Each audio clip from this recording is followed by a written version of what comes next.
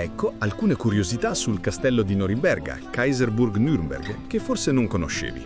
La curiosità principale del castello di Norimberga risiede nel suo ruolo all'interno del Sacro Romano Impero. Non era una residenza stabile dell'imperatore, bensì una delle tante tappe, chiamate Kaiserpfalzen, che l'imperatore visitava periodicamente per amministrare la giustizia e governare il vasto territorio. Norimberga divenne particolarmente importante perché, a partire dal XIV secolo, era il luogo dove il neoeletto imperatore doveva tenere la sua prima dieta, Assemblea Imperiale, sottolineando il ruolo centrale della città e del castello nella politica imperiale. Tra le strutture più vitali e curiose del castello c'è il Pozzo Profondo, che raggiunge una profondità di circa 50 metri. La sua esistenza era fondamentale per la sopravvivenza della fortezza, specialmente in caso di assedio.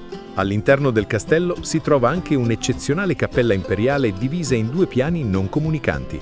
La cappella inferiore era riservata ai funzionari, ai cortigiani e al popolo, mentre la cappella superiore era destinata esclusivamente all'imperatore e alla sua famiglia.